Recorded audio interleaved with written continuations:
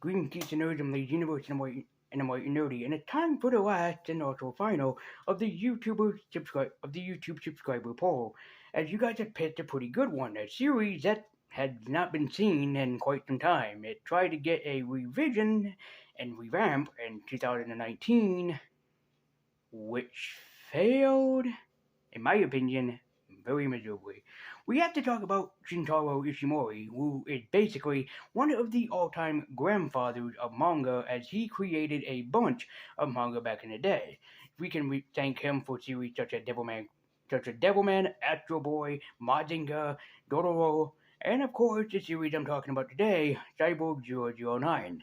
A series that basically could be considered the great granddaddy of superhero teams, as it was this team that first appeared in the pages of manga and has basically inspired superhero series still to this day. So, this series had a couple of animated series, one in the 1960s, I believe, and one in 2001, as it had joined the ranks of becoming a nostalgic for a lot of people.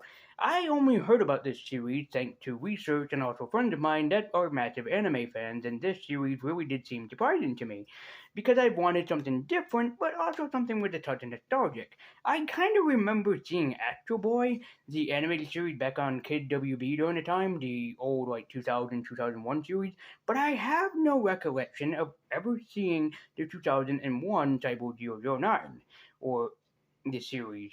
I think that in 2001 it also had another name, but people just remember it as Cyborg 009. And like I said, it eventually had a reboot or remake in 2019 that didn't reboot the series well. I have to talk about this sometime. But why don't we travel to Japan and see what makes the superhero team so great? And we are going to talk about the 2011, well, basically 13 years ago, series of Cyborg 009. As far as I know, there are only 2 DVDs that exist. The Battle Begins, and as well as Good vs. Evil. But I'm just going to give you guys an overview of the series. I'm not really going to go and talk about voice cast, animation, or whatever. But if you want to hear that out here, the voice cast that was chosen in this series is downright amazing and beautiful, and they did a great job at choosing a well-done voice cast. And the animation is, of course, superb, really capturing the old imagery from the manga series, which is pretty impressive all these to consider. If you look at the old manga art compared to the series, you would find a great comparison. And yes, I'm wearing the Guardians of the Galaxy shirt because this team could be a kind of reference to Guardians of the Galaxy, the Fantastic Four, the X-Men, the Justice League, and several countless other superhero teams. So let's travel to the past and join the Cyborg team, because this is my review and retrospective of Cyborg 009. The series begins with the main protagonist, Joe Shimomura, aka 009, lying on top of an operation table as he had just been transformed into a brilliant cyborg. It's not long before he escapes and joins the other Cyborg 009s, or the other Cyborg 00s in the entire series, as they do an entire countdown of who is who. As Joe joins this entirely great and amazing team that still stands strong to this day, and first up is 001, a tiny baby with telekinetic powers. This is 001, perhaps probably the strongest member and ally of the team that can speak telekinetically, and was the first that was ever made, produced, and, well, born of the series. Then there's 002, who can fly at the speed of Mach 6, and basically he has only the superpower of flying at supersonic speed, and that is all. There's 003, a battle machine, as he is able to take down any and all soldiers in his space because he's a big-ass war machine. Then there's 003, the other one that I showed was 004. Whoopsie poopsie, as she has the special ability of seeing people or disguising villains from far, far away, which is a pretty unique and also powerful ability. Then there's the strong man of the team, 005, who's able to pick up any object no matter what their weight, as he's basically the Thane or the Incredible Hulk of the series. Then there's 006, aka Mole, a man that's able to dig on the ground, a Vietnamese man, mind you, that can dig underground and also has the ability to breathe fire. Then there's the shapeshifter of the team, 007, who's able to shapeshift his body and transform it in any shape or form, whatever that he pleases, no matter what the form is. And there's 008, a good person to have upon the team, but unfortunately his best abilities exist inside of water, as he's basically the team's Aquaman. The anime series can be seen as mostly a drama for children, and of course it goes into some pretty dark territory, especially during most of the episodes, and a lot of the episodes do handle dark subjects. But what's also nice to see is that despite being cyborgs, the cyborgs actually have a life outside of themselves and outside of the team, which is pretty damn unique. The team was full of 9 people, with several more 00 cyborgs being made, as in fact the most reason is that the team exists in order to go up against the Black Ghost, who basically kidnapped and hired a professor to use him to have the cyborg basically take over the world because he's evil, of course. But the professor rebels, saves the cyborgs, and makes them into a fancy schmancy superhero team. This kind of, as you can see, is a reference to Suicide Squad, as they are a rag band team put together with, of course, evil purposes, but eventually, in one shape or form or another, end up having to save the world a lot more times than they probably want to admit. And that's pretty much the series. The series that I only own only goes up to 12 episodes, which is a great 12 episodes, but it does have me to thinking of why this show probably wasn't as popular as something like, let's say Astro Boy, Pokemon, or even Yu-Gi-Oh! Or Digimon at the time, or Sailor Moon, or Capcom Sakura, or Gundam, or Dragon Ball, or Wave Master, or any other series like that. And that's probably because even for just if this was supposed to be a kids show, it is one of the darkest kids shows that ever existed, as it had to deal with death, different problems, and even in one episode, unfortunately, suicide in one regard.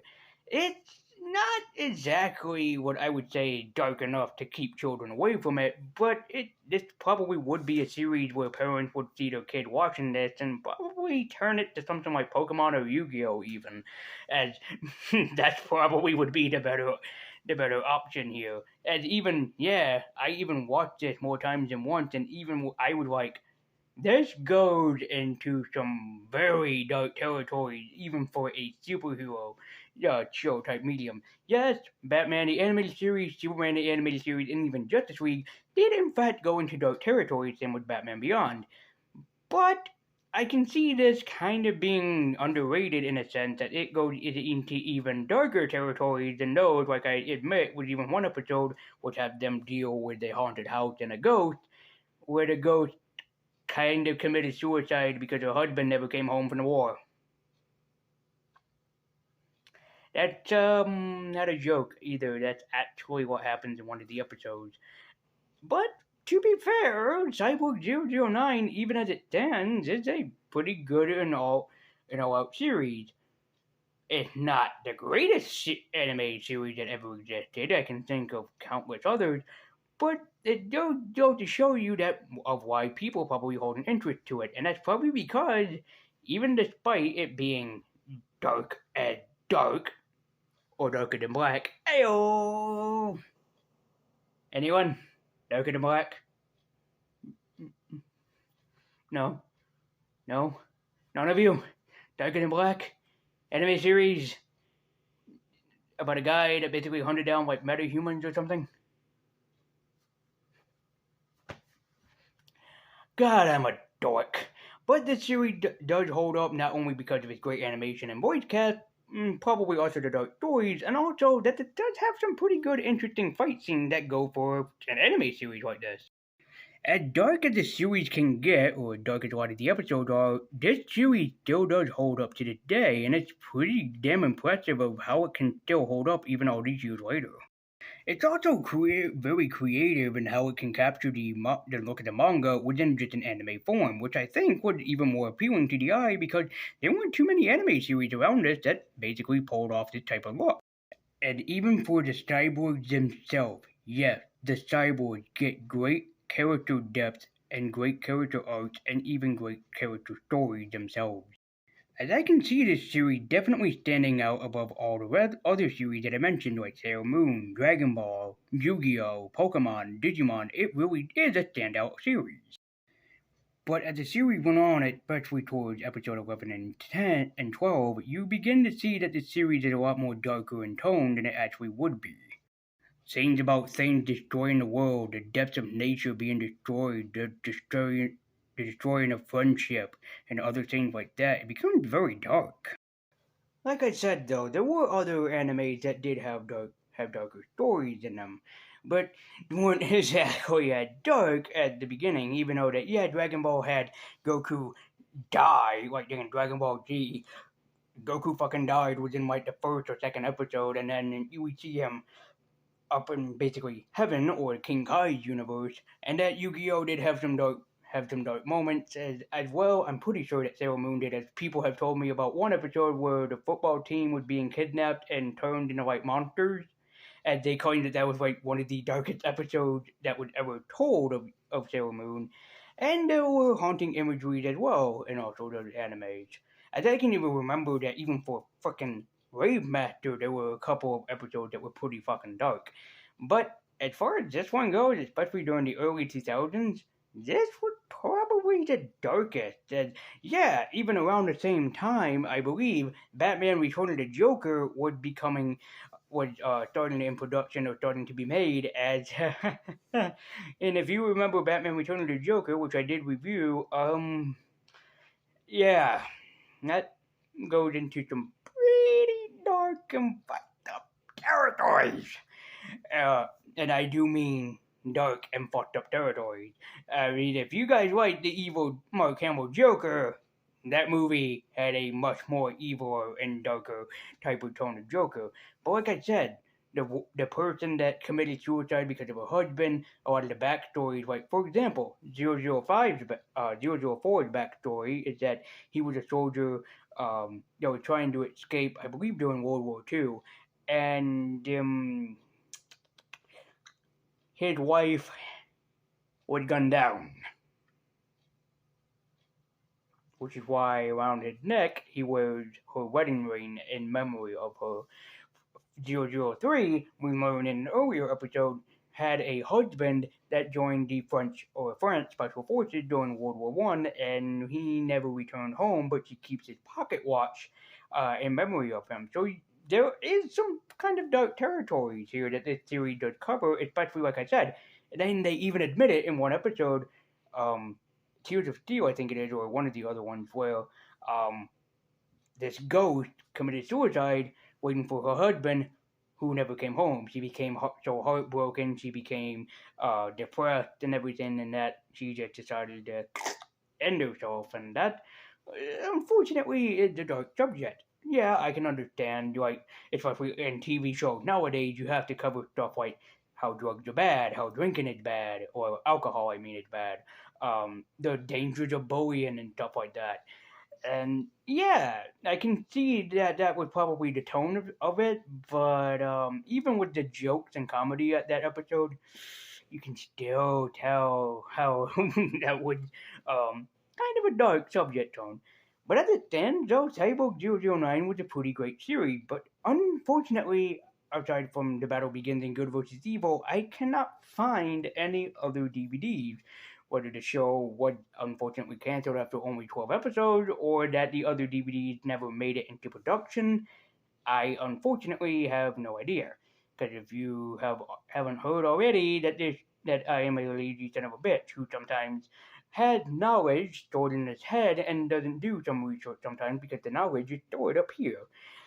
So, no, I didn't do the research into how Cyborg 009 was unfortunately either cancelled or how the DVD never made it past, like the two DVD, The Battle Begins or Good vs. Evil. But, however, Cyborg 009 as it stands is a wonderful series. It does have some great action sequences, a spectacular superhero team, some very well written stories for some of the episodes, and including, basically, like I said, being the grandfather of superhero teams. So, if you are a superhero fan and you're like, I'm so sick of like DC and Marvel, like the Justice League or the Avengers or the Fantastic Four or whatever, then yeah, check this series and watch. If you're asking if I would recommend this for young kids like under 13, Not really, no. And I would say that this would mostly be an animation series for kids 13 and older because there are some episodes that deal with some dark subject material, including a lot of like the end of the world, depression type of deal stuff. So you would recommend it for kids that are like 13 and older. But as it stands, I can see why you guys have picked this one, as I was meaning to talk about this one for a long, long time. And I think it's gonna be a long, long time till we'll see Cyborg 009. It's not popular again, oh no, no. But maybe someday we will get a resurgence. Cyborg 009 did see a resurgence with Cyborg 009 or just 009 with Cyborg that was made by the same director of Ghost in the Shell Standalone Complex. And I'll get to it eventually. It'll be hard for me to because when I review it, you'll understand why I think that this DVD does indeed suck. But as it stands and as a total, Cyborg 009, the 2001 series, is amazing and worth checking out. If you're a fan of anime, if you're a fan of superheroes, even if you're looking for something different to check out, please indeed do check out Cyborg 009, as I think that it would be a hit among most of you on this channel or that subscribe to me.